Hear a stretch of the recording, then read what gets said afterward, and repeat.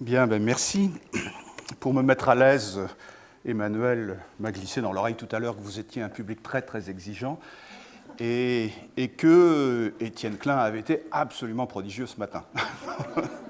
Enfin, j'ai l'habitude, je parle souvent après lui et c'est toujours... Je n'aurais pas dit s'il n'y avait pas le sentiment que tu le serais aussi. Oui, d'accord. Bon, en tout cas, merci de cette invitation. Le propos que je vais tenir devant vous, c'est la première fois que je le prononce. Je l'ai intitulé donc, de manière peut-être un peu sibylline pour certains d'entre vous, d'un désir mortifère d'immortalité à propos du transhumaniste. De fait, cette question du transhumanisme m'intéresse depuis pas mal d'années maintenant. J'y consacre beaucoup de temps. Au départ, on m'a regardé un peu de drôle de façon, en me disant, tiens, pourquoi est-ce qu'un professeur de philosophie se met à se frotter à des questions qui relèvent plutôt de la science-fiction?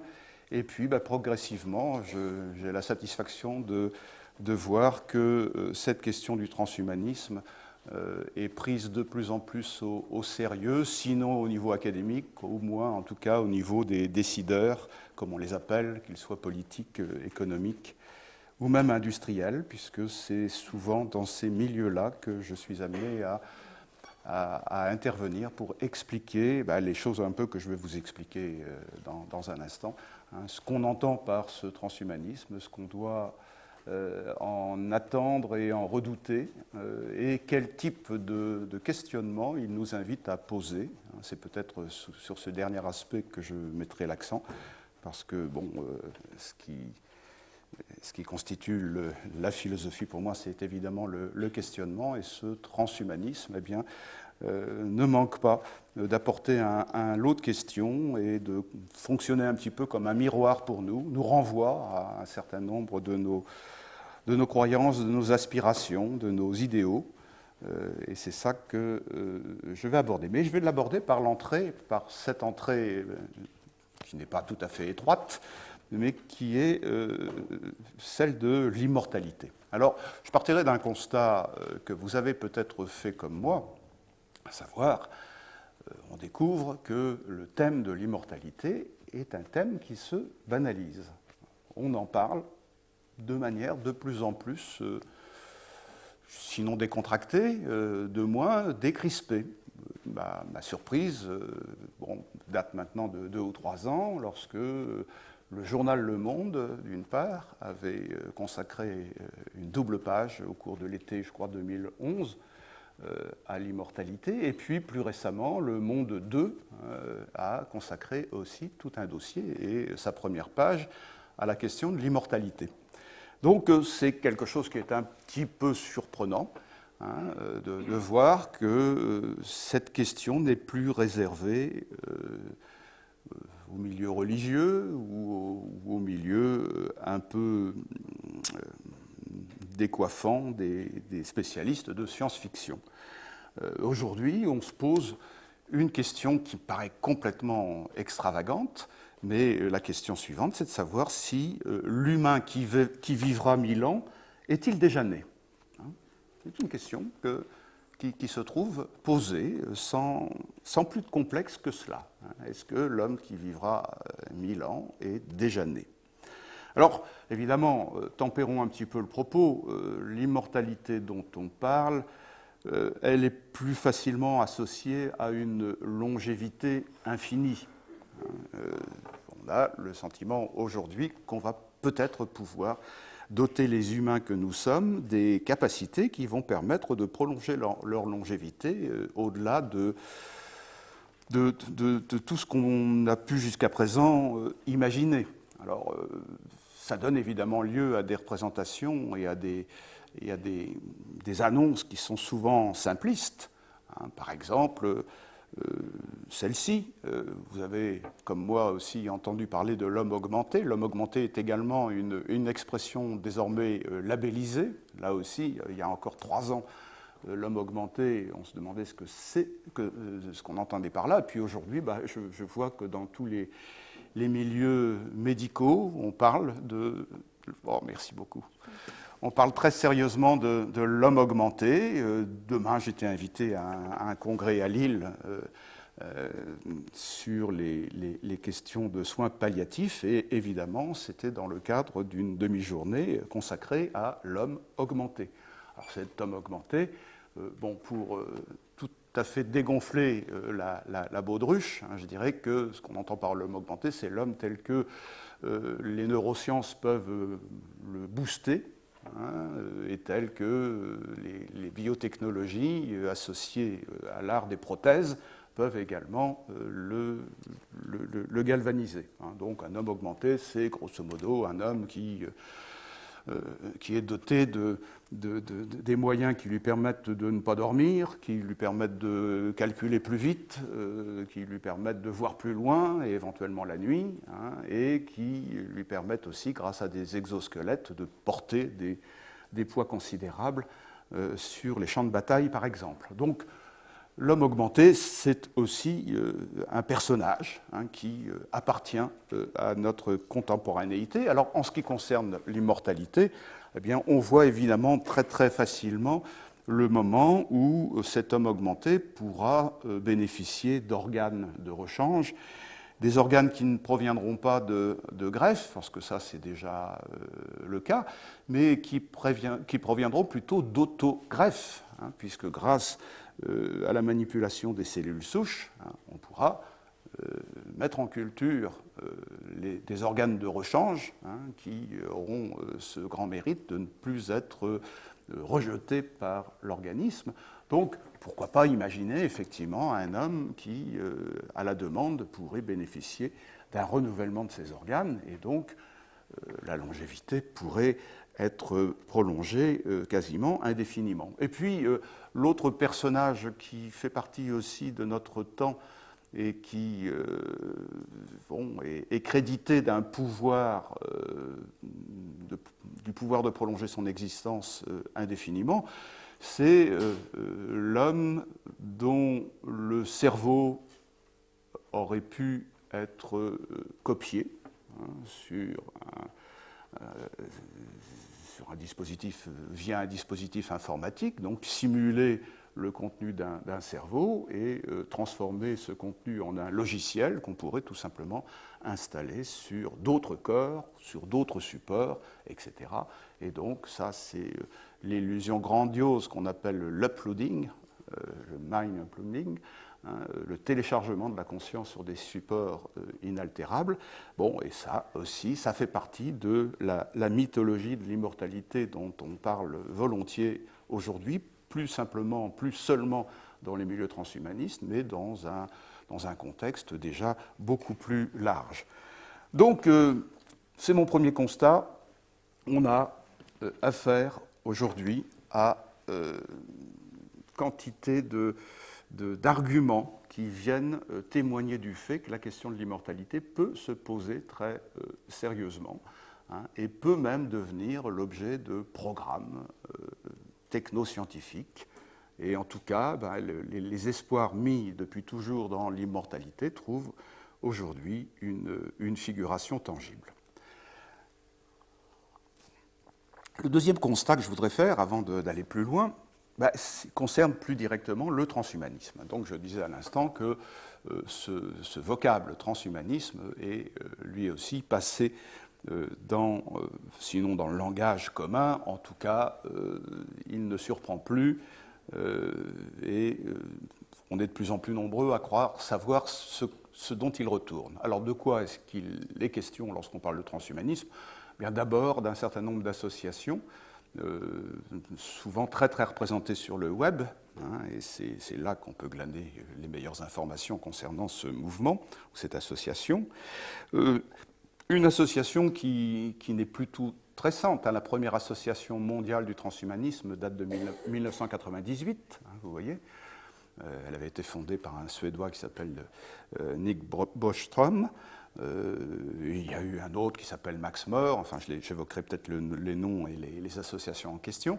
Mais en tout cas, disons que depuis 1998, on a vu se développer, surtout dans la proximité des laboratoires high-tech, notamment au MIT, autour du MIT, on a vu se développer des associations avec des ténors qui sont souvent des scientifiques renommés ou des ingénieurs high-tech, et des associations qui tiennent à peu près toutes le même langage. Alors ces associations qui sont nées aux États-Unis, elles ont migré et on en trouve maintenant au Royaume-Uni, on en trouve en Suisse, on en trouve en Europe. Il y en a une en France, l'Association française du transhumanisme, que dirige Marc Roux.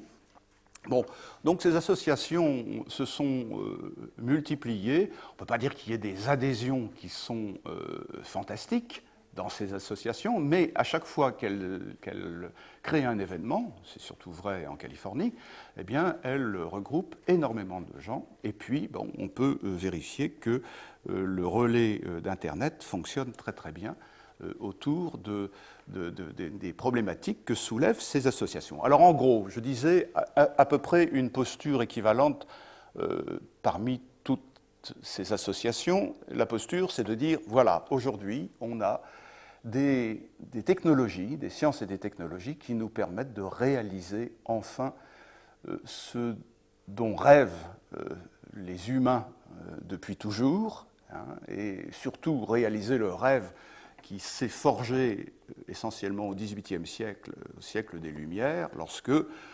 délibérément les penseurs, notamment Condorcet, ont décidé que c'est grâce à la science et à la technique que l'humanité allait réaliser son bonheur. Eh bien, aujourd'hui, on a de plus en plus de gens qui tiennent ce discours.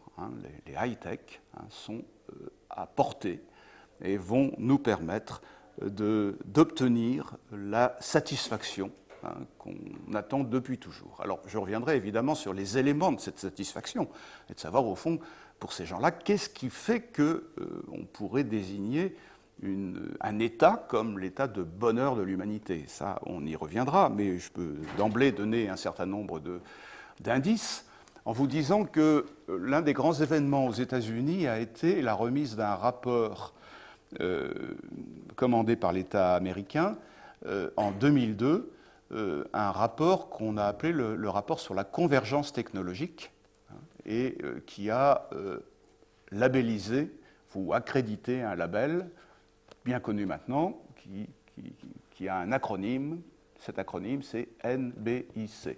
Maintenant, je crois aussi que c'est assez connu. NBIC, c'est un acronyme qui désigne les nanotechnologies, N, les biotechnologies, B, les sciences de l'information, I, et les sciences cognitives et les neurosciences, C. Donc, un rapport sur cette idée que ces disciplines scientifiques sont en train de converger et de réaliser, eh bien, dans quantité de domaines, les attentes qui sont les nôtres depuis toujours. Les deux promoteurs de ce rapport s'appellent Rocco pour l'un et Ben Bridge pour l'autre. Et vous trouvez l'intégralité de ce rapport sur le web, 400 pages quand même, avec des entrées dans quantité de champs et de domaines. Mais si vous vous contentiez de lire simplement le manifeste qui ouvre ce rapport de 2002 sur les NBIC, vous seriez déjà très édifié, et vous verriez que le discours qui est tenu n'est pas un discours technique, en tout cas dans son manifeste, mais c'est un discours qui pourrait apparaître comme hyperhumaniste, puisqu'il n'est jamais question que de faire le bonheur de l'homme, et je reviendrai sur cet aspect, mais il y a en gros 3 objectifs qui sont mis en avant et qui sont associés à la perspective du bonheur de l'homme. Premier objectif, c'est l'immortalité, donc d'emblée, on annonce que cette convergence technologique est en train de faire le lit de l'immortalité, si je puis dire. Deuxième objectif, c'est l'intelligence artificielle. Cette convergence technologique devrait faire advenir dans un laps de temps maintenant très rapproché une intelligence artificielle, mais on n'entend pas par intelligence artificielle la réalisation des jeux électroniques ou des choses comme ça. Non, c'est une intelligence qui rendra superflue notre intelligence biologique. Donc, On devrait être à la veille de pouvoir réaliser cette intelligence qui rendra complètement ringardes nos petites intelligences et qui donc contribuerait à nous marginaliser. Ça, c'est l'intelligence artificielle. Et puis le troisième objectif, qui n'est pas moins important, c'est ni plus ni moins que la recréation de l'univers. La recréation de l'univers, puisque on considère que cette convergence technologique devrait résoudre à peu près tous les problèmes écologiques que nous nous posons, pollution, etc., et sources naturelles, sources d'énergie. Et donc là, on est en phase avec ce qui était le programme de l'une des premières associations transhumanistes qu'on avait appelée, qui s'était appelée elle-même l'association des extropiens. Alors les extropiens, ce n'est pas des gens qui sont estropiés, c'est pas ça. Les extropiens, c'est des gens qui considèrent qu'on devrait avoir les moyens d'aller à l'encontre du deuxième principe de la thermodynamique, celui qui décrit l'entropie comme absolument nécessaire, c'est-à-dire la trajectoire qui va de l'ordre vers le désordre et qui voue notre univers à extinction. Bon, et cette entropie qui est une donnée de base de la physique depuis le XIXe siècle, eh bien, ces extropiens considèrent qu'on devrait avoir aujourd'hui les moyens d'aller à l'encontre et au lieu de conduire l'univers vers sa dégradation progressive, eh bien, de lui faire parcourir la trajectoire inverse et de permettre de réaliser toujours plus d'ordre dans le monde. Donc, trois objectifs, l'immortalité, l'intelligence artificielle et la recréation de l'univers. Alors, je n'insiste pas davantage pour l'instant sur la description de ce transhumanisme, mais on voit bien que le taux de pénétration du discours des représentants de la convergence technologique est tel qu'aujourd'hui, on s'est habitué à ce que, sans doute Étienne a-t-il employé l'expression ce matin, on s'est habitué au discours hype des scientifiques, le discours hyperbolique des scientifiques, qui annonce presque quotidiennement des découvertes faramineuses ou des réalisations absolument inouïes. Pas très longtemps, Craig Venter, représentant de la biologie de synthèse, qui annonçait qu'il avait réalisé la première bactérie artificielle, donc qui annonçait évidemment l'imminence de la possibilité de créer de toutes pièces des organismes vivants artificiels.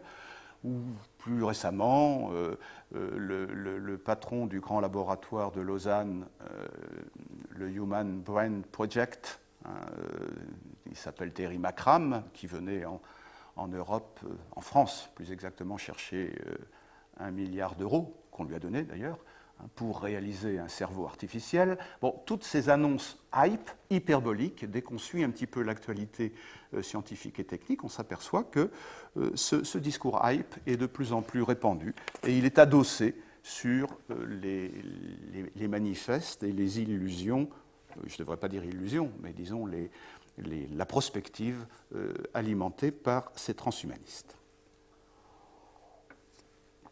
Alors, qu'est-ce qu'on découvre derrière, justement, ces ambitions transhumanistes ? Eh bien, le spectre est étendu. On découvre, je vous le disais tout à l'heure, au minimum, quelque chose qui ressemble à un hyperhumanisme. Et puis, au maximum, de l'autre côté, on découvre l'annonce de ce qu'on n'hésite pas à appeler le post-humain. Donc, ces transhumanistes, soit ils sont un peu raisonnables, et ils disent, bon voilà, enfin, on a vraiment des ressources qui permettent d'améliorer considérablement la vie des gens, et il faut aller toujours de l'avant. C'est ce que j'appelle un hyperhumanisme, à la manière de l'humanisme du XVIIIe siècle, mais poussé peut-être à sa limite, puisqu'on va jusqu'à l'immortalité.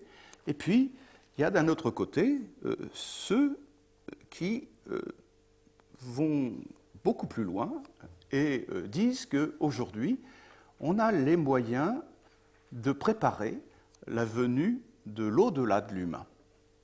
On a la possibilité d'annoncer, de préparer une rupture radicale qui fera advenir une nouvelle espèce. Nous serions donc une espèce sur son déclin, mais qui aurait tellement mis en place de dispositifs que nous préparerions la mutation qui fera advenir le nouveau. Et souvent, on est néo-darwinien dans cette deuxième cas de figure. On dit, regarde tous les objets techniques que nous multiplions, tous ces objets qui vont devenir de plus en plus intelligents et qui vont nous entourer. Un objet intelligent, c'est un objet notamment équipé d'émetteurs-récepteurs d'ondes électromagnétiques, donc intelligent parce que réagissant à des stimuli et émettant lui-même des stimuli. Bien, tous ces objets intelligents qui vont peupler notre monde pourraient, métaphoriquement, être comme les cellules, les bactéries dans l'évolution biologique, qui constituent des variations dans un environnement comportant des pressions sélectives. Et ces pressions sélectives, eh bien, elles ont la vertu de retenir, sélectionner les variations qui méritent de l'être, qui apportent quelque chose. Et ces variations, elles peuvent anticiper des mutations.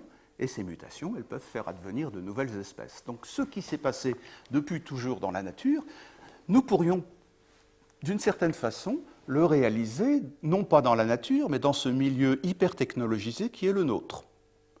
Donc il y a quelque chose de cohérent, même si c'est un peu caricatural, mais il y a quelque chose de cohérent dans l'idée selon laquelle, jusqu'à présent, nous avons bénéficié de la sélection biologique, mais aujourd'hui, nous pourrions bien contrôler, après coup, rétroactivement, cette sélection pour pouvoir en tirer quelque chose qui ressemble donc à la sélection d'une nouvelle espèce. Donc, vous voyez, le spectre, il est d'un hyperhumanisme gentillet.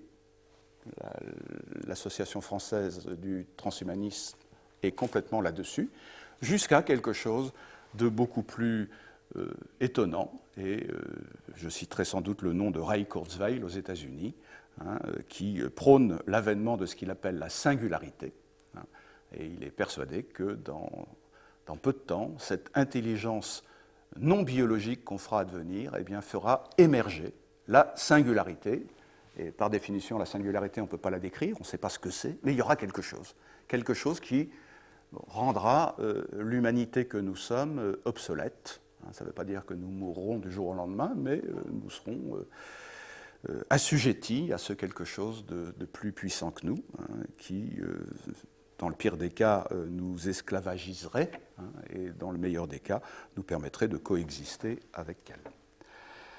Alors, ces mouvements, eh bien, ils glorifient tous les technologies convergentes, et on a raison de dire, parmi les philosophes qui s'intéressent à la chose, et les philosophes ne sont pas très nombreux à s'intéresser à ça, mais c'est dommage, on a raison de dire que ces mouvements qui glorifient les technologies ressemblent assez au mouvement des métaphysiciens qui, depuis toujours, cherchent à imposer la représentation d'un triomphe de l'esprit sur la nature. Qu'est-ce que c'est qu'un métaphysicien ? C'est cela en général. C'est un penseur qui essaie de mettre en place un système grâce auquel il expliquera comment la confrontation première avec la nature nous a conduit à développer des ressources, des capacités, une culture qui rend de plus en plus l'esprit capable d'arraisonner la nature et de la dominer. Donc en gros, les philosophes n'ont pas tort de considérer que ces mouvements high-tech sont dans la veine de la tradition métaphysique occidentale, tout entière orientée vers un projet qui est le projet de faire de nous des dieux. L'expression se faire Dieu est une expression qui convient très très bien aux métaphysiciens qui cherchent à obtenir une position de surplomb leur permettant de comprendre tout ce qui existe. Eh bien, cette position-là, elle est réalisée, si l'on peut dire, chez les technologues qui considèrent qu'ils ne sont plus dans la seule spéculation, ils sont dans la réalisation. Et Heidegger disait que la technologie moderne, c'est le devenir monde de la métaphysique. Eh bien, au fond, c'est ce à quoi on assisterait. On assisterait aujourd'hui à un devenir monde de la métaphysique, et on en trouverait les traces un peu partout. Alors, je n'ai pas le temps de vous donner des conseils de lecture pour vous aviser de cela, mais juste un nom, Gunther Anders, c'est un philosophe qu'on a commencé à redécouvrir il y a peu de temps en France. C'était le premier mari de Hannah Arendt, et il a une œuvre tout à fait intéressante, et notamment, il a écrit un livre qui s'appelle L'obsolescence de l'homme, en 1950, c'est pas tout jeune, dans lequel eh bien, il argumente un petit peu cette idée en disant qu'aujourd'hui, les technologues, les ingénieurs sont dans la position qui était celle des métaphysiciens. Ils cherchent à rendre raison de tout et à s'arroger une domination sur tout. Si je dis ça, si je fais signe vers la métaphysique, c'est aussi pour vous dire que la glorification des technologies convergentes qu'on trouve chez les transhumanistes, eh bien, s'accompagne souvent d'une réactualisation de vieilles mythologies, de vieilles croyances religieuses ou animistes. Et ça, c'est un travail que j'aime bien voir faire chez des philosophes ou des anthropologues qui s'intéressent un peu à toute cette littérature et à toute cette actualité technoscientifique, c'est poser les jalons, montrer que si on met un petit peu tout cela en perspective, on s'aperçoit que notre culture occidentale a vraiment constitué la rampe de lancement pour toutes ces spéculations transhumanistes. Alors il y a un personnage, par exemple, qui revient régulièrement sous la plume des observateurs du transhumanisme, c'est Gilgamesh, qui est connu dans la littérature. Gilgamesh, c'est ce roi de Mésopotamie qui a effectivement réellement existé. On le fait vivre vers 2650 ans avant l'ère commune. Donc, ce Gilgamesh représente dans la littérature la plus ancienne ce personnage qui, ayant perdu un de ses amis, un de ses compagnons nommé Enkidu, eh bien, s'est mis à la recherche du moyen de vivre sans fin. Donc il est allé chercher la recette de la vie sans fin. Il a connu quantité de mésaventures et de déboires, jusqu'à ce qu'il soit contraint de considérer qu'il n'y a pas de recette pour l'immortalité, parce que l'immortalité, elle est réservée aux dieux, mais il y a peut-être des recettes pour essayer de vivre le plus longtemps possible. Et il obtient à un moment donné cette recette, et puis l'histoire raconte comment, eh bien, s'étant bêtement endormi, il s'est fait dérober l'herbe qui devait assurer une longévité. Il lui assurait une longévité, il se l'est fait dérober par un serpent. Voilà, le serpent est déjà dans le paysage, et un serpent qui va tirer bénéfice de cette herbe, puisque c'est grâce à cette herbe qu'il va pouvoir changer de peau régulièrement. Vous voyez, donc le bénéfice de cette longévité, elle a été transférée sur le serpent. Et donc le pauvre Gilgamesh, eh bien, il se retrouve dans sa condition humaine, mais il revient quand même au pays, à Uruk, dont il est originaire, avec pour trésor les paroles d'une nymphe qu'il a rencontrée en chemin, et je vous lis ces paroles. « Pourquoi vagabonder ainsi, Gilgamesh? La vie sans fin que tu recherches, tu ne la trouveras jamais. Quand les dieux ont créé les hommes, ils leur ont assigné la mort, se réservant l'immortalité à eux seuls.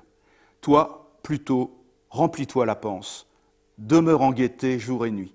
Regarde tendrement ton petit qui te tient la main et fais le bonheur de ta femme serré contre toi, car telle est la seule perspective des hommes. » Donc voilà, ça c'est un texte, un grand classique, Gilgamesh, vers lequel on tourne tous les les idéologues ou les fanatiques du transhumanisme en disant ben voilà, vous êtes bel et bien dans la trajectoire de Gilgamesh, mais on peut se demander jusqu'à quel point la sagesse de Gilgamesh ne vous manquerait pas. Et puis, il y a d'autres observateurs qui mettent aussi en perspective les mouvements transhumanistes en leur donnant une profondeur culturelle. C'est par exemple le travail que fait mon ami Rémi Susan, qui est l'auteur d'un très bon livre qui s'appelle « Les utopies post-humaines ». Il est journaliste sur Internet Actu, donc on trouve facilement sa signature lorsqu'on va regarder Internet Actu. Et en tout cas, pour lui, le transhumanisme révèle sa profonde parenté avec la philosophie hermétique. Donc cette philosophie aussi ancestrale, qui est associée au nom de Hermès Trismégiste. Hermès Trismégiste est un personnage mythique de l'Antiquité gréco-égyptienne.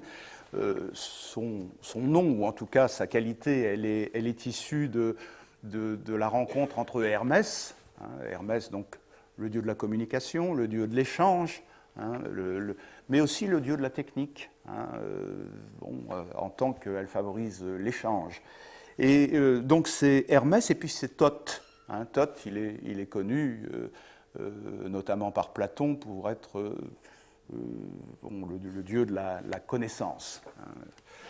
Eh bien, cette philosophie hermétique, elle est souvent invoquée comme étant à la source des utopies transhumaines, parce que justement, elle a accrédité une philosophie de la connaissance et de la technique, l'idée selon laquelle la connaissance et la technique peuvent constituer le support même de la sagesse pour des hommes.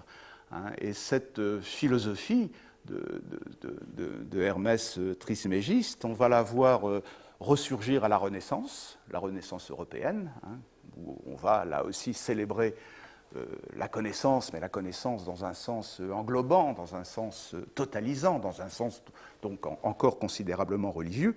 Et puis, plus précisément, cette philosophie hermétique, elle est à l'origine de l'alchimie. Et l'alchimie, c'est important à la Renaissance, parce que recherchent les alchimistes? On dit toujours qu'ils recherchent la transmutation du plomb en or, c'est vrai, ils recherchent le Graal, c'est vrai, mais ils recherchent surtout et d'abord l'immortalité. L'immortalité, donc on est encore là-dedans. Donc cette philosophie hermétique, elle est sans doute l'arrière-plan de cette ambition transhumaniste. Et puis il y a une autre religion qu'a rencontré l'hermétisme, comme on l'a appelé aussi, c'est la gnose chrétienne. La gnose chrétienne, c'est tout ce courant de pensée qui considère que d'une part le monde est mauvais, mais que d'autre part on peut se sauver grâce à la connaissance. Donc la gnose a été extrêmement importante dans la culture occidentale. On l'a vu ressurgir au XXe siècle dans le contrepoint de beaucoup de découvertes scientifiques. Il y a un livre intéressant à lire de ce point de vue-là, c'est le livre de Raymond Ruyère qui s'appelle « La gnose de Princeton », qui passe en revue toutes les grandes découvertes autour de la mécanique quantique, de la cybernétique, etc., et qui montre comment ces découvertes sont sous-tendues par une inspiration proprement religieuse, celle de la gnose. Et puis enfin, cette philosophie hermétique qui supporte le transhumanisme aux yeux de certains observateurs, elle apparaît aussi comme une religion qui nourrit volontiers une mentalité magique. Et là, on assiste aujourd'hui, si vous fréquentez un peu le monde des internautes et des geeks, vous découvrez sans doute, même ne serait-ce qu'à travers les jeux vidéo, toute cette composante de magie derrière la représentation du monde qui se développe. Alors c'est d'abord l'idée que derrière l'univers, il y aurait quelque chose comme un code. Le code numérique serait à la base même de tout ce qui existe. Alors là, c'est plutôt un code numérique qui fait signe du côté de Pythagore, l'idée de la mystique des nombres, qui permet d'expliquer la cohérence de notre univers.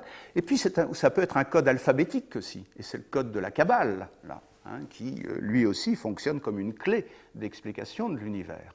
Donc, on est là-dedans aussi lorsque, aujourd'hui, on entend dire que l'information est la clé de la compréhension, de la connaissance de toute chose. Donc, on voit, je ne veux pas insister davantage, mais que derrière ces spéculations transhumanistes qui paraissent être générées par des travaux de laboratoire et des réalisations extrêmement désincarnées parce que se confiant à des technologies de plus en plus immatérielles, eh bien, il y a une épaisseur culturelle, il y a une profondeur, entre guillemets, religieuse, métaphysique, philosophique, et que pénétrer un petit peu ce que notre monde véhicule d'idéologie, de spiritualité, ça suppose qu'on décode un petit peu tout cela. Donc, j'espère avoir en tout cas donné des arguments pour que vous acceptiez l'idée que les spéculations transhumanistes sont peut-être fondamentalement religieuses. Et là, je boucle un petit peu en vous disant, j'évoquais tout à l'heure Rocco et Bainbridge, les deux auteurs du rapport remis au gouvernement américain en 2002 sur les NBIC. Bien, est-ce que c'est par hasard? Mais Bainbridge, l'un des auteurs, est historien des religions de métier. En tout cas, le fait qu'il y ait cette religiosité qui affleure dans toute la représentation de ces technologies suffit à expliquer que l'immortalité soit un thème forcément central. Pas de religion sans un culte de l'immortalité. Ça, je crois que ça pourrait se démontrer assez facilement. Alors vous voyez que la réception du thème de l'immortalité aujourd'hui, puisqu'on en parle de plus en plus, elle est à la fois légitimée par la technique, par la science, qui nous apprend beaucoup de choses, mais aussi justifiée par la rémanence ou par la réactivation même d'un certain nombre de religions. Et c'est quelque chose qui est troublant lorsqu'on considère qu'on a été élevés les uns et les autres souvent dans une philosophie plutôt positiviste qui coupait clairement la science de ce qui n'était pas la science, etc. etc. On s'aperçoit qu'on est aujourd'hui dans un contexte qui ne se laisse plus arrêter par les barrières, par les frontières entre la science et la non-science, et au contraire, on fait volontiers flèche de tout bois, et c'est par là que se trouvent promus des objets d'interrogation jusqu'à présent réservés aux religions, mais qui se trouvent mises dans la barque des scientifiques eux-mêmes.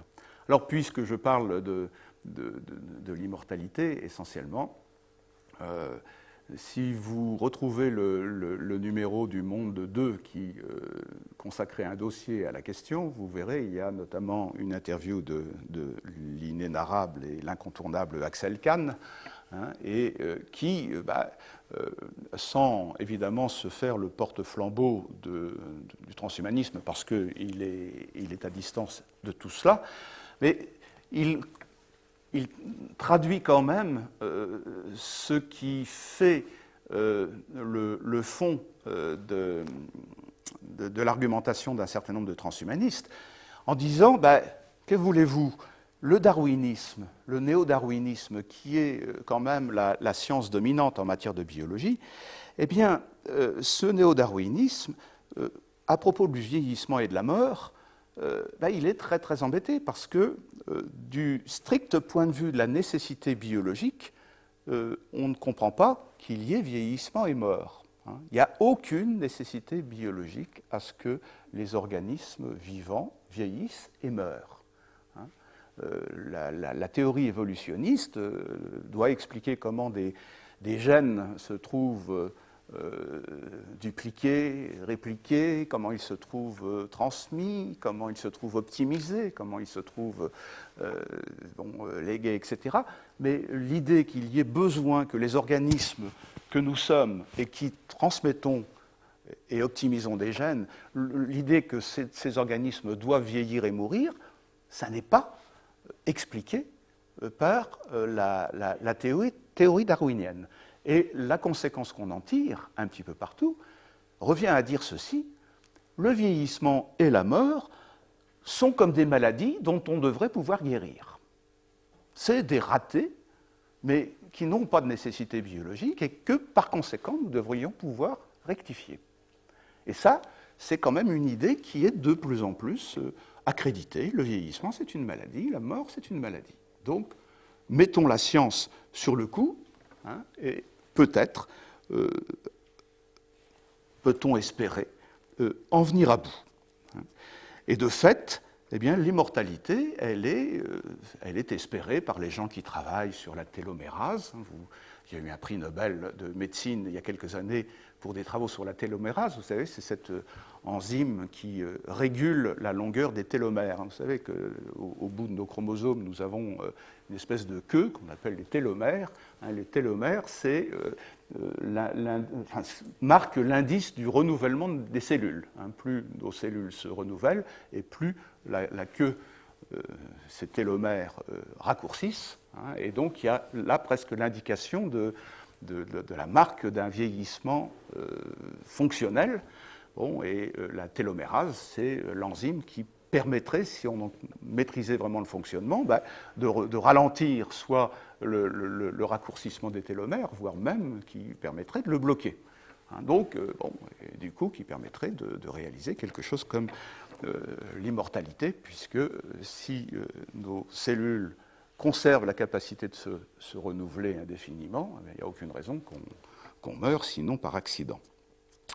En tout cas, l'immortalité, aujourd'hui, elle est espérée comme l'issue de la solution qui pourrait être donnée au vieillissement. Donc il y a l'idée que le vieillissement et la mortalité sont évidemment deux notions qui se jouxtent. Qu'est-ce que c'est que le vieillissement ? Statistiquement, le vieillissement, c'est le pourcentage de chances que vous avez de mourir lorsque vous avez 32 ans, quand vous avez 60 ans, quand vous avez 80 ans, etc. C'est ça que mesure le vieillissement. Donc c'est toujours en liaison étroite, évidemment, avec la mort. Eh bien, aujourd'hui, travailler sur l'immortalité, c'est a fortiori travailler sur le vieillissement, c'est a fortiori travailler sur l'immortalité.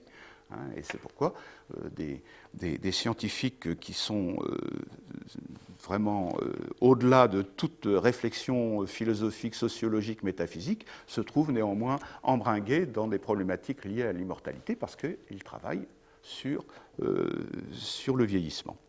Alors, mourir physiquement jeune, c'est ça qui nous, si je peux me permettre l'expression, qui nous pend au bout du nez aujourd'hui.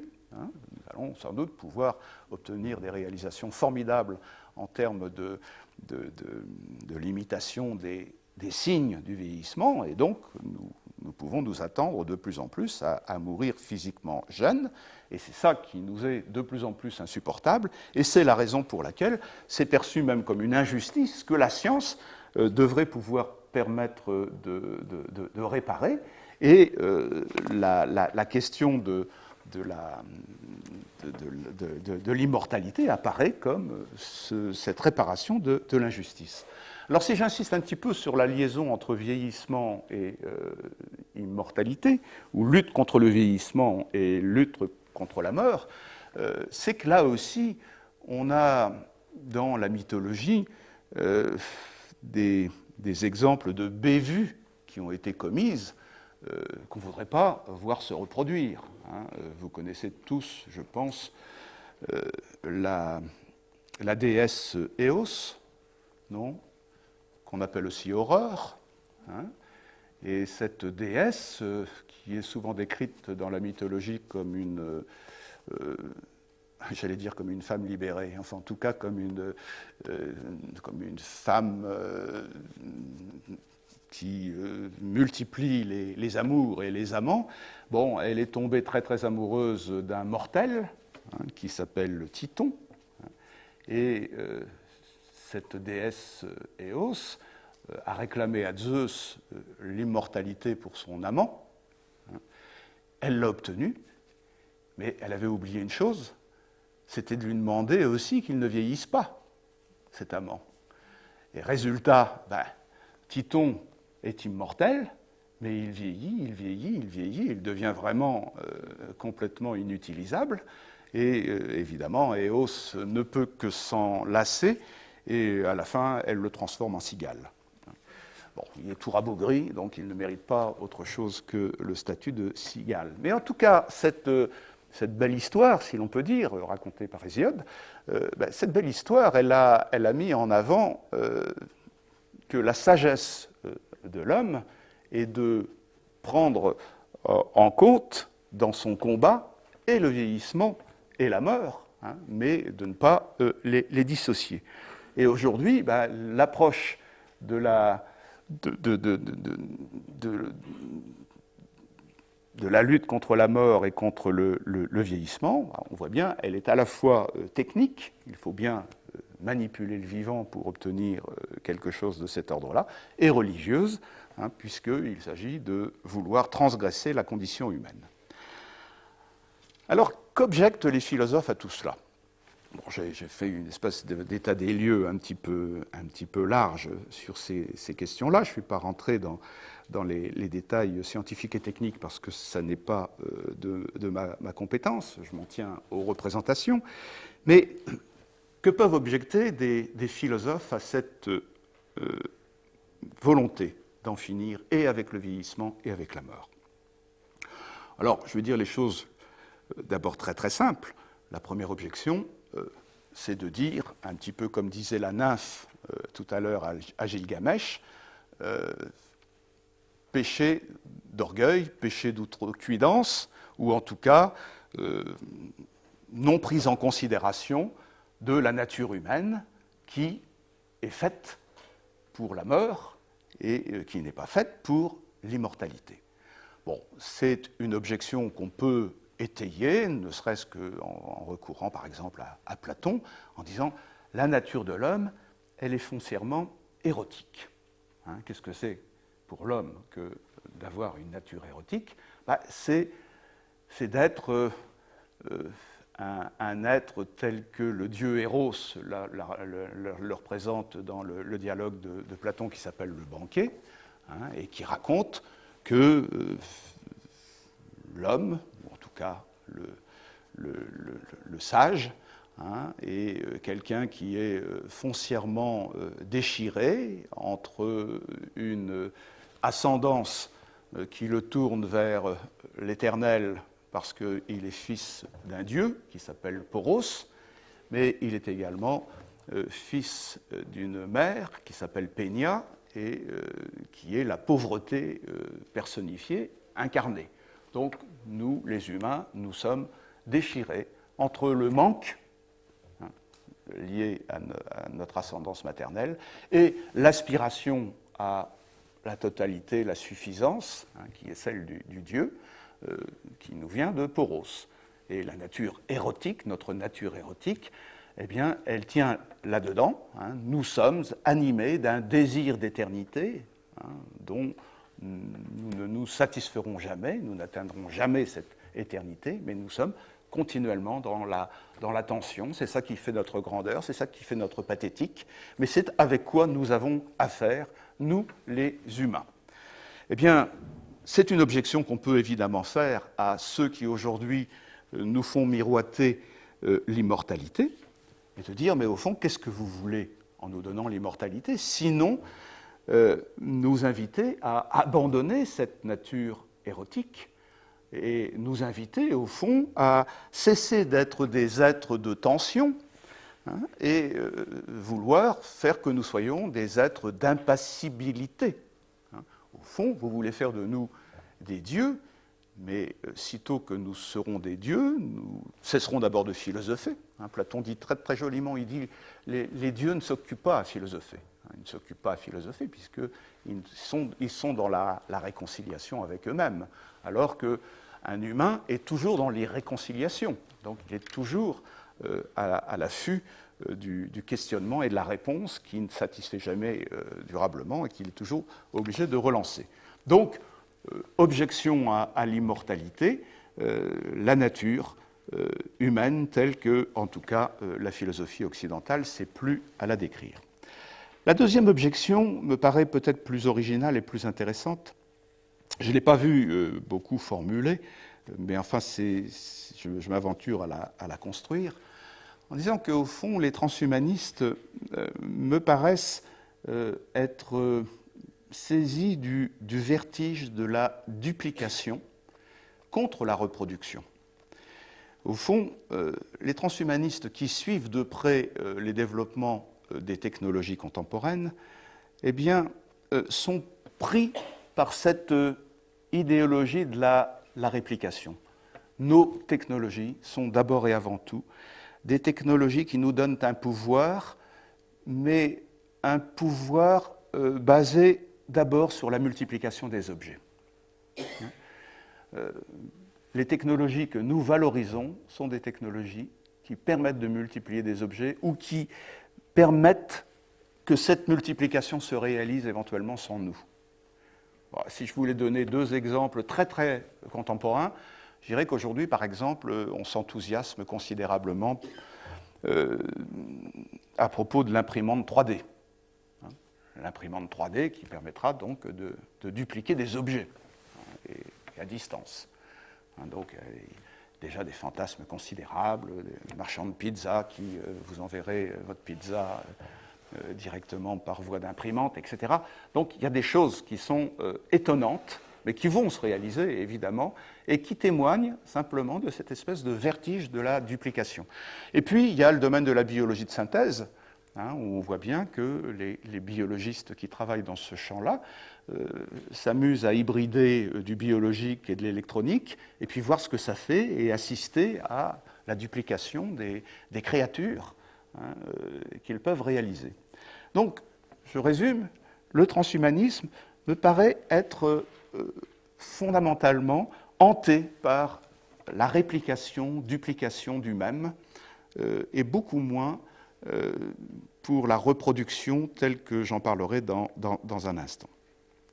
Ce transhumanisme, il est aussi victime d'une idéologie scientiste, mais là qui est ancrée aussi très profondément en nous, cette idéologie scientiste consistant à dire qu'au fond, faire de la science, c'est en finir avec le hasard, c'est vouloir en finir avec le hasard. Et ce qui nous fascine dans la science et dans la technologie, c'est justement qu'elle conjure le hasard, qu'elle soumet le vivant, par exemple, à la programmation. Dans le domaine des PMA, des biotechnologies médicales, que faisons-nous sinon essayer d'éviter le hasard, c'est-à-dire essayer d'éviter la naissance telle qu'on l'a conçue jusqu'à présent, c'est-à-dire la rencontre hasardeuse de deux gamètes et la production d'un être nouveau sur la base de cette rencontre. Non, que voulons-nous ? Nous voulons fabriquer l'humain. Nous voulons le fabriquer, c'est-à-dire le concevoir sur la base d'un plan, sur la base d'une méthodologie, etc. Je force le trait, mais on est quand même bien contemporain de cela. Et puis, par ailleurs, en finir avec le hasard, chez les transhumanistes, c'est une autre manière de réclamer que nous soyons de plus en plus consentants à fusionner avec nos machines. À fusionner avec nos machines, parce que nos machines, eh bien, elles sont fiables, beaucoup plus fiables que nous. Elles sont le résultat d'une programmation, donc elles ne sont pas faites au hasard, justement.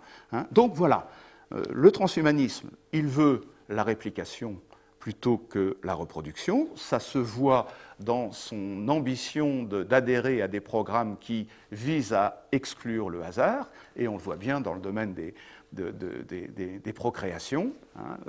Le transhumanisme est parfaitement en phase avec tout ce qui pourra permettre de rendre l'humain, de faire de l'humain le résultat d'un projet, d'une intentionnalité technique. Je dirais les choses encore de manière peut-être plus peut-être plus codé, plus technique, en disant que ce qui me paraît être à l'œuvre dans le transhumanisme, c'est la fascination pour la scissiparité. Ce qu'on appelle la scissiparité en biologie, vous savez, c'est le constat que certains organismes, et souvent les organismes élémentaires, sont uniquement constitués de cellules germinatives, non pas de cellules somatiques. Hein, et ces cellules germinatives, elles ont comme caractéristique de se dupliquer à l'identique. Hein, c'est ça le germen dans la biologie de Weissmann. Hein. Bon, et simplement, nous sommes, nous, à la fois le résultat de cellules germinatives, mais nous avons des cellules somatiques, hein, et ces cellules somatiques qui sont soumises à vieillissement, à maladie, etc. Hein. Donc, la scissiparité, c'est l'intérêt porté à ces organismes élémentaires, hein, qui ont la vertu de s'autoproduire, hein, de s'autoproduire de manière mécanique, hein, sur la base de la duplication des cellules qui sont les leurs. Eh bien, au fond, les transhumanistes, ils rêvent d'obtenir ça de l'humain. Ils rêvent d'obtenir que nous soyons des êtres capables de s'autoproduire sur ce mode-là. Alors, par exemple, alors là, évidemment, c'est encore de l'ordre de la science-fiction, mais par exemple, en obtenant que nos cellules somatiques, hein, redeviennent des cellules totipotentes, hein, puisque à l'origine, nos cellules embryonnaires sont totipotentes, elles peuvent devenir cellules de foie ou cellules cérébrales ou cellules de rein, etc. Hein. Bon, elles ont cette vertu-là. Hein. Bon, et une fois qu'elles sont spécialisées, elles deviennent donc des cellules somatiques qui sont soumises donc à érosion, etc. Hein. Bon, être capable de permettre à nos cellules spécialisées de devenir totipotentes, hein, ce serait les remettre dans un circuit où la duplication et donc quelque chose comme la scissiparité serait possible, et ce serait donc nous permettre cette maîtrise sur l'organisme. Et puis, sans aller chercher si loin, si je puis dire, ce qui témoigne bien de cette préoccupation pour la scissiparité, c'est les ambitions relatives au clonage. L'idée de cloner un organisme, c'est quand même quelque chose qui ressemble à vouloir produire un autre organisme à l'identique, hein, sur la base d'une duplication. Hein. Et ça, c'est un rêve quand même qui affleure dans beaucoup de spéculations propres aux transhumanistes. Hein, parce qu'il ne faut pas s'y tromper, le clonage reproductif a beau être interdit, hein, et puni par la loi de manière extraordinaire, hein, 30 ans de prison, etc. Hein, bon, ce clonage reproductif, il est quand même dans la tête de bon nombre d'esprits fêlés parmi nos contemporains. Alors cet engouement pour un mode de naissance qui passerait non pas par la reproduction sexuée, mais par la scissiparité, hein, vous voyez bien qu'elle est parfaitement cohérente avec cette volonté d'en finir avec le hasard, hein, de la rencontre de gamètes. Quand j'avais écrit mon premier livre sur ces questions-là, intitulé « Demain les post-humains », j'avais fait référence au futurisme italien, hein, pour faire signe et illustrer ce que je disais là. Les futuristes italiens, à la fin des années 1920, lorsque Marinetti, leur chef de file, produit un manifeste, c'est exactement cela qu'il met en évidence. Il dit à l'époque, regardez, on a une technologie considérable, extrêmement performante, qui est la technologie de l'acier. Hein. Et il dit, grâce à l'acier, on devrait pouvoir intégrer de plus en plus d'acier dans l'anatomie des hommes, hein, et leur permettre de devenir de plus en plus solides, de plus en plus inoxydables. Hein. Et c'était le fantasme de l'homme d'acier, faire en sorte que l'homme devienne un homme d'acier. La science-fiction s'est emparée après du thème. Mais ce qu'il disait essentiellement, il disait que pouvoir permettre à la technologie de perfectionner l'homme de cette manière-là, ce serait une manière de rompre avec la nature. Et pour Marinetti, le comble de ce que peut espérer l'humain, c'est de se débarrasser en lui de la nature, parce que la nature, c'est l'inertie, c'est le hasard, et puis la nature, c'est la femme. Et le discours de Marinetti était vraiment très, très explicitement misogyne, en disant vraiment c'est la femme qui est la cause de tous les malheurs de l'humanité.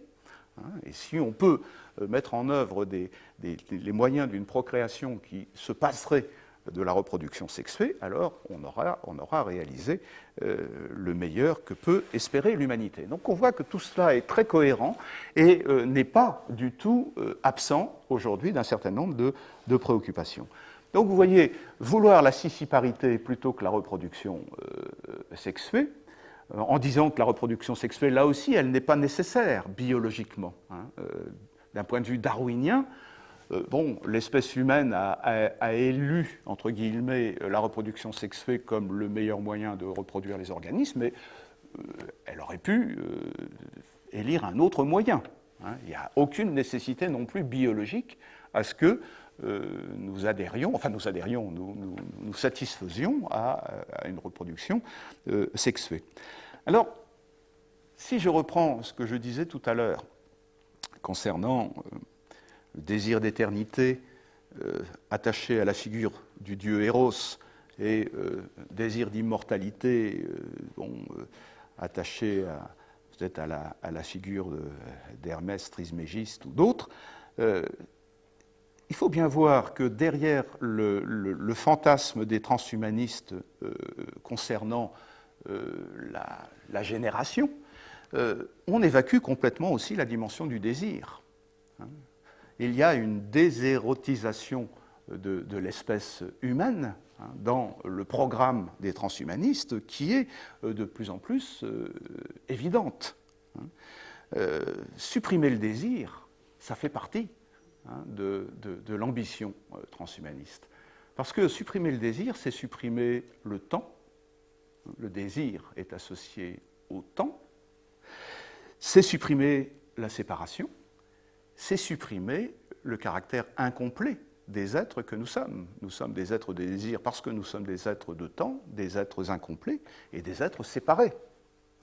Donc réaliser une humanité grâce aux technologies qui supprimeraient le temps, le clonage supprimerait le temps, la répétition supprimerait la différence qui est l'indice du temps, les technologies supprimeraient la séparation, feraient de nous des êtres achevés, des êtres complets, et on s'explique parfaitement bien que du coup le bonheur qui est annoncé par les transhumanistes est un bonheur qui exclut le sexe, qui, quand il évoque le sexe, il évoque plutôt la cybersexualité, annoncé comme le mode de relation entre individus qui devrait se généraliser dans 20 ou 30 ans, quelquefois, par les transhumanistes. C'est l'abolition des genres aussi, évidemment, qui est annoncée. Et là, il faut être attentif aux mouvements féministes américains, qui aujourd'hui louchent beaucoup du côté des transhumanistes, en disant oui, ils ont raison, ces transhumanistes. Ils militent, par exemple, pour qu'on développe l'ectogénèse. Vous savez ce qu'est l'ectogénèse, c'est les utérus artificiels. Et ça, c'est annoncé aussi pour dans bientôt. Mais tous ces féministes américains ou américaines disent, voilà, on a les moyens de résoudre enfin la question des genres, grâce peut-être en un premier temps aux cyborgs, à la cyborgisation des individus, et puis, plus lointainement, grâce à un mode de gestation qui évitera la différence sexuelle. Donc on voit que tout cela a une cohérence. J'espère que je ne vous plombe pas trop avec toutes ces histoires, mais on est dans un contexte où disons que la prospective scientifique liée à ces fameuses NBIC, liée à des rêves transhumanistes, eh bien ce paysage a une cohérence de plus en plus importante. Le transhumanisme, c'est clairement le triomphe du 1 sur le 2 et sur le 3, par conséquent. c'est le triomphe de l'immobile, et puisque je parlais tout à l'heure de métaphysique, hein, il y a quelque chose de parménidien, vous savez, dans la philosophie présocratique grecque. Bon, Parménide est celui qui représente le mieux l'unité, l'un, hein, dont on ne peut pas déduire le mouvement, hein, donc c'est cette philosophie de la stabilité, de l'immobilité. Eh bien, le transhumanisme est clairement attaché à cette immobilité. Moi, ce qui me saisit beaucoup, depuis que je m'intéresse à ces questions, je regarde un petit peu la science-fiction. Je vais au cinéma voir les films qui portent l'imaginaire de toutes ces questions. Et je suis toujours étonné de voir que quand on nous représente l'humanité dans 1000 ans, les individus sont très profondément solitaires. Les héros de science-fiction sont tous des unités solitaires, souveraines et désœuvrées, la plupart du temps. Je pense à un film comme Blade Runner, par exemple, qui est un film culte, sur ces questions-là. Bon, on le voit très très clairement. La projection de l'humanité pour dans 1000 ans, c'est une humanité qui est atomisée, où chaque individu est un atome, évidemment complet, évidemment parfait. Et s'il est complet et parfait, ben on comprend bien qu'il n'est pas besoin de faire société, qu'il n'ait pas besoin de faire lien. Hein. Et on comprend aussi que cette société, elle soit stable, puisqu'il n'y a aucun élément, il n'y a plus aucun élément de déséquilibre qui pourrait relancer le mouvement. Hein. Pour qu'il y ait des équilibres, il faut qu'on passe du 1 au 2 au moins. Bon, ce transhumanisme, il est aussi, si je le mets en perspective dans un autre contexte, sur un autre registre, peut-être plus proche de la psychanalyse, celui-là, je dirais que le transhumanisme, c'est peut-être le triomphe de ce que Freud appelait la pulsion de mort, et dont vous savez, il décrivait cette pulsion de mort essentiellement comme l'aspiration au retour vers la symbiose première, celle qui précède la naissance, celle qui précède la séparation, celle qui précède justement le moment où un a fait deux, si je puis dire, hein, et même trois. Hein. Bon, cette pulsion de mort, c'est ce vertige du retour vers la dimension fœtale première. Mais il me semble que souvent, chez les transhumanistes qui s'abandonnent à rêver d'un recours aux technologies pour instaurer le bonheur, eh bien, il me semble que le bonheur dont il parle, effectivement, c'est un bonheur qui ressemble cruellement à la vie symbiotique associée chez Freud à la pulsion de mort, hein, et en tout cas, qui montre en tout cas la connivence qu'il peut y avoir entre pulsion de vie et pulsion de mort. Le bonheur, c'est l'hypostase, une hypostase dépourvue d'événements, dépourvue d'altérité. Hein. Le bonheur a exclu l'altérité. Qui dit altérité dirait évidemment altération, qui dirait altération dirait temporalité, qui dirait temporalité dirait événement.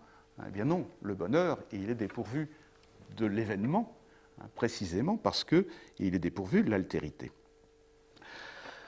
Je vais bientôt conclure, mais vous voyez déjà qu'avec l'espèce de tableau clinique que je vous offre sur ce transhumanisme, on voit bien que la conclusion, elle est simple, à mes yeux en tout cas. Les transhumanistes sont fondamentalement des gens qui détestent la vie, hein, tout simplement, qui détestent la vie, qui affichent leur détestation de la mort, mais qui révèlent que détester la mort, c'est détester la vie. Il me semble que leur cas est flagrant. Leur détestation de la vie, c'est détestation du hasard, c'est détestation de l'imprévisible, c'est détestation de l'intensité, c'est détestation du risque. Tout ce que Nietzsche a cumulé sur la figure de ce qu'il appelait le dernier homme. Pour lui, le dernier homme, c'était celui qui était désubstantialisé, dévitalisé, hein, qui avait peur de son ombre et qui voulait des assurances, hein, surtout, et qui voulait surtout ne pas être soumis à des contrastes. Eh bien, il me semble qu'il y a dans cet engouement des transhumanistes pour des technologies qui assurent l'élimination du hasard, l'élimination de l'imprévisible et qui promettent de lisser l'existence, il y a cette détestation farouche de la vie. Au fond, si je devais le dire en me référant à certains grands biologistes, je dirais que les technologies que nous mettons en œuvre et sur lesquelles les transhumanistes fantasment, ce sont des technologies qui ont l'ambition de transformer la vie en projet. Ça, c'est une idée qui m'a toujours beaucoup séduit et qui est souvent mal comprise. Quand vous parlez à Henri Atlan, par exemple, il vous le dit volontiers, la vie n'est jamais un projet. La vie n'est pas un projet. C'est une erreur que de penser que la vie est un projet. La vie, c'est le jeu des possibles, comme disait François Jacob. Et Jean-Paul Sartre, à sa manière, disait la chose de la manière suivante. Il disait « Seule la mort transforme la vie en projet ». Et c'est une idée très forte aussi. Pour que la vie ait un sens, il faut qu'elle ait un point final. Toute histoire a besoin d'un point final pour acquérir son sens. Mais tant que la vie n'a pas été remplacée par la mort, on est dans l'imprévisible, on est dans le buissonnant, on est dans le hasard. Or, les technologies qui nous dominent de plus en plus, et qui vont nous dominer de plus en plus, ont toute une ambition mortifère sur la vie. C'est de transformer la vie en un projet et faire en sorte que la vie soit le résultat d'une programmation, d'une canalisation, d'un endiguement. Donc ça me paraît être là aussi le témoignage même de cette haine de la vie qui hante les technologies que nous adulons quelquefois sans y regarder davantage. Et réclamer l'immortalité aujourd'hui, c'est tirer la vie vers la mort, et c'est appeler ça le bonheur. Je crois que c'est ça le plus... Je le disais tout à l'heure, c'est appeler ça le bonheur parce que on associe le bonheur avec l'immobilité et avec la disparition de tous les éléments d'altération. Et cette altération, elle est d'ailleurs synonyme de mal sous la plume d'un certain nombre de philosophes. Qu'est-ce que c'est que l'altération? C'est le devenir autre d'une identité. Et ce devenir autre d'une identité, on l'appelle aussi le mal. Et dans toute la vision judéo-chrétienne est associée à cela. Le mal, c'est le devenir autre. Dans l'Éden premier, il n'y a pas de mal et il n'y a pas d'altération. Bon, il suffit qu'il y ait ce péché originel pour que nous entrions dans un univers où le temps et l'histoire vont s'imposer comme reposant précisément sur la violence et sur le mal. Donc c'est ça le désir peut-être mortifère qui est au fondement de l'aspiration transhumaniste à l'immortalité, c'est cette volonté d'en finir avec l'autre. Et je le dis à dessein sous cette forme-là. Alors, je vais conclure en disant que, lorsque je me suis intéressé au transhumanisme, au post-humanisme, j'ai essayé de vérifier très très vite une intuition que j'avais. Et cette intuition, elle consistait à dire que, sans doute, ces mouvements trans ou post-humanistes sont un symptôme et peut-être le symptôme de la dépression qui se développe dans les sociétés technologisées. J'ai voulu, en tout cas, argumenter dans ce livre « Demain, les post-humains », l'idée que, paradoxalement, c'est au moment où nous avons des technologies extrêmement puissantes, extrêmement efficaces, que nous vivons nous-mêmes sur le mode de l'impuissance. Plus nos techniques nous paraissent puissantes, et plus nous vivons comme désarmés et comme impuissants. Et c'est la raison pour laquelle nous nous tournons volontiers vers les machines comme vers des sauveurs. Nous voulons fusionner avec les machines pour pouvoir échapper à ce sentiment d'impuissance qui est le nôtre. Alors bon, j'ai évidemment convoqué un certain nombre de bons auteurs pour m'aider à cette réflexion-là, et j'évoquais tout à l'heure Gunther Anders. Il avait une belle expression en 1955, il parlait de la haine prométhéenne d'être soi. L'homme, disait-il en 1950, éprouve de plus en plus de haine à l'égard de ce qu'il est. Et sa haine est prométhéenne parce que sa haine, elle s'est nourrie de son prométhéisme. Il a voulu se rendre l'égal des dieux avec ces technologies et il a découvert que ces technologies l'avaient laissé sur le carreau, l'avaient laissé sur le bas-côté, et que ces technologies se développaient de manière quasiment autonome et l'enfonçaient un peu plus dans son impuissance. Alors, bon, cette description qu'il faisait dans les années 1950, à mon avis, elle vaut encore mieux aujourd'hui, où nous sommes de plus en plus désemparés par ce que peuvent nos machines, et l'angoisse affleure de plus en plus concernant sur le devenir de ces machines.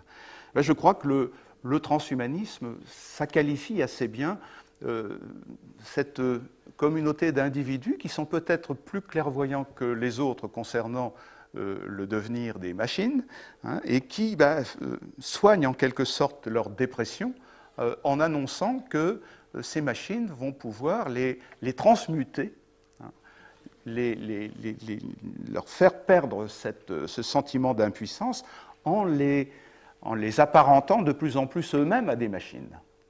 D'où l'idée du cyborg comme l'avenir de l'homme, l'idée que nous allons de plus en plus intégrer dans nos anatomies des éléments de technologie qui vont nous déposséder de l'initiative, parce que quand on parle de cyborg, ce n'est pas le porteur de lunettes qui est un cyborg, ça c'est une idiotie. Nous sommes cyborgs si nous avons dans notre anatomie des dispositifs qui fonctionnent de manière cybernétique, c'est-à-dire qui produisent de l'autonomie. Le porteur d'un pacemaker est un cyborg, ça c'est sûr, puisqu'il a en lui un dispositif qu'il n'a pas besoin de commander, mais qui obéit à des signaux qui permettent l'autorégulation et la sauvegarde de l'organisme. Et nous serons encore plus des cyborgs lorsque nous aurons des implants intracérébraux qui nous permettront de capter des ondes électromagnétiques qui nous dicteront un certain nombre de gestes, d'humeurs, d'idées, etc. Pour le porteur de lunettes, l'année prochaine, lorsque Google Glasses apparaîtra sur le marché européen, là, nous serons déjà un peu plus des cyborgs, puisque nous serons équipés de dispositifs qui nous permettront de circuler dans le cyberespace sans avoir besoin de nous doter d'autres appareils que des lunettes. Donc si je dis tout cela, c'est pour dire que cet engouement pour la cyborgisation, cette propension à laisser s'installer en nous de plus en plus de dispositifs autonomes, en dit tout à fait long sur l'utopie dont nous sommes de plus en plus victimes. L'utopie dominante aujourd'hui, c'est l'utopie d'une sortie de soi de l'humanité.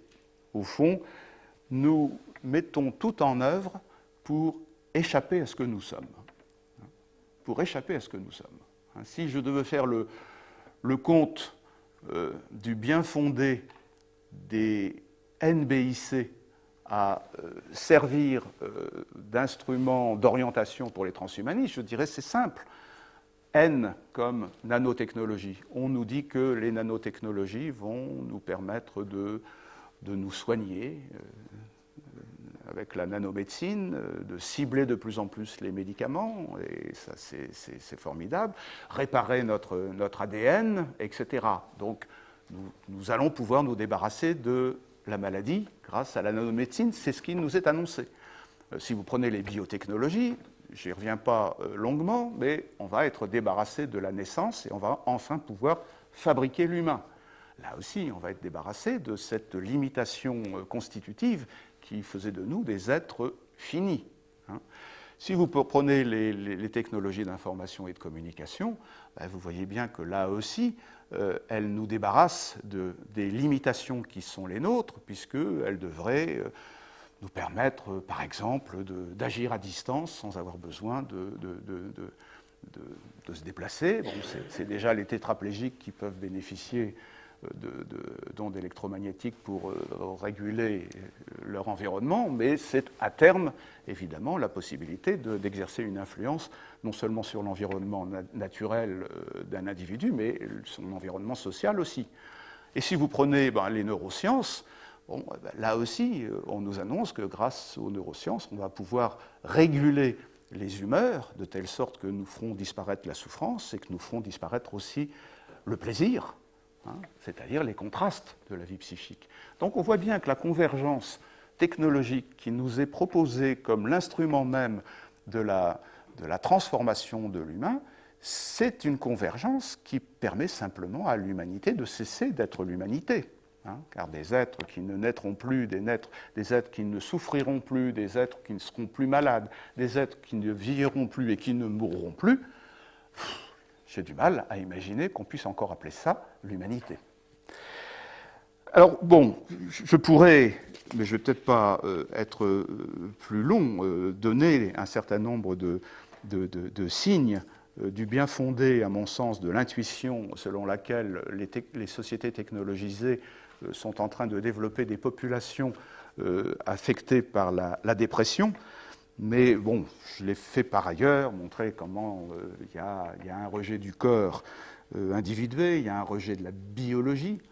Vous savez, les transhumanistes parlent volontiers de la biologie en termes de viande. Ils disent qu'il faut en finir avec la viande. Hein, bon. Donc intégrer de plus en plus de technologies pour en finir avec la viande. Bon, ça en dit quand même extrêmement long. Bon, j'aurais pu étayer tout cela en évoquant la pénétration dans nos esprits de certaines spiritualités, notamment orientales, hein, qui aident à penser le devenir virtuel de l'humanité, c'est-à-dire cette espèce de désubstantialisation, mais il y a des éléments tout à fait importants pour le faire. Et puis dans un dernier livre que j'ai publié il y a 2 ans, qui s'appelle « L'homme simplifié », eh bien, j'ai essayé de montrer que les mouvements transhumanistes sont à la pointe du consentement à laisser l'homme se réduire à l'élémentaire. Et ça, c'est une idée à laquelle je tiens beaucoup. Je constate que de plus en plus, la représentation qu'on donne de l'homme est une représentation éminemment simplifiée. Quand on dit que les hommes sont des êtres pulsionnels comme les autres animaux, bon, c'est évidemment forcément un peu dépréciatif à l'égard de l'idée, peut-être la trop haute idée que nous nous faisions jusqu'à présent de l'homme, mais en tout cas, on est considérablement rabaissé lorsque nous sommes réduits au jeu de 3 pulsions, hein, pulsion sexuelle, pulsion de territoire et pulsion d'emprise. Hein, et lorsqu'on nous dit, mais l'homme, c'est ça, et seulement ça, ou lorsque on réduit l'homme simplement aux automatismes. Hein, et on dit, finalement, l'homme est un robot comme un autre, ou en tout cas, il devrait tendre à l'être pour être tout à fait efficace dans le contexte des activités qui sont les siennes. Bon, donc, cette idée selon laquelle la machine, aujourd'hui, serait de plus en plus l'alibi de la haine de soi, ou de cette volonté d'en finir avec la vulnérabilité, c'est une idée qui me paraît éthiquement forte et qu'il faudrait prendre en compte. Hein, je crois que ce avec quoi nous sommes de plus en plus fâchés, surtout dans le monde des technologies, c'est avec cette idée de la vulnérabilité. L'idée que, au fond, nous ne supportons plus d'être considérés comme fragiles, hein, d'être précisément humains. Hein, et c'est, d'une certaine façon, le signe même que la technologie, elle est associée à cette volonté d'en finir avec les vestiges de l'humanité en nous. Et je trouve ça problématique et et peut-être même préoccupant lorsque je songe aux jeunes générations qui n'entendent pas ce discours-là, parce que finalement, les digital natives sont tout à fait bien dans l'idée d'un monde où les individus pourraient n'être que les neurones du cerveau planétaire. Voilà, pardon d'avoir été peut-être long, mais merci.